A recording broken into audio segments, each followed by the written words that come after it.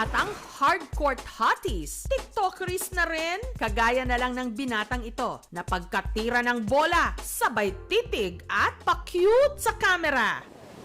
Ang binata dito sa malaparaisong bayan ng El Nido sa Palawan nakatira na si Jeremiah Ong. Thankful po ko doon at mas napalakas ko na yung loob ko na mas galingan pa po. Ang pamilya ni Jeremiah into vlogging daw talaga. Kung siya nakikita pa, nagtatry na siya ng buhok. Naalala ko yung Jumong.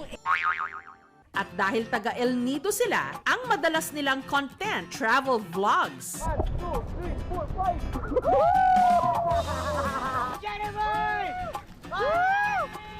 5. Pero si Jeremiah, hilig daw talagang mag-basketball.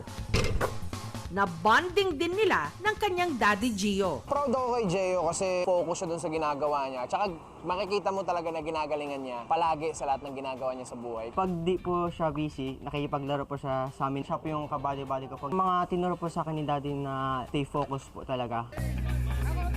Noon pa man, kilabot na raw talaga ng inter-school basketball competitions at city meet si Jeremiah, captain ball ng kanilang koponan at minsan na ring naging MVP o Most Valuable Player.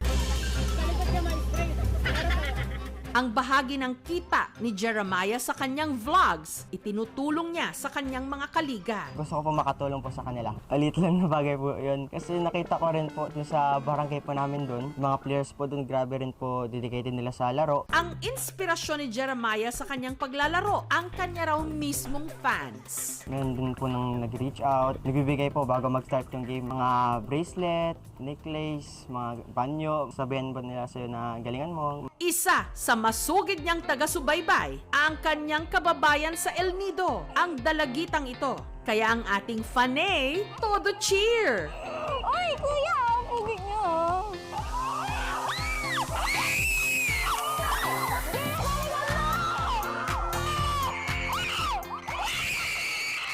Wala siyang kamalay-malay na pagkatapos ng game, si Jeremiah magti 3 points naman sa kanyang puso.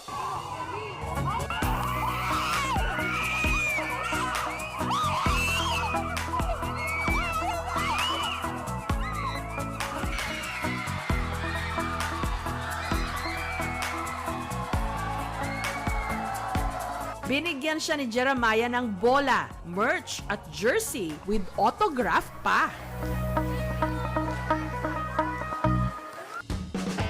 Ang basketball hotties na ito sa puso ng kanilang mga tagahanga, laging panalo!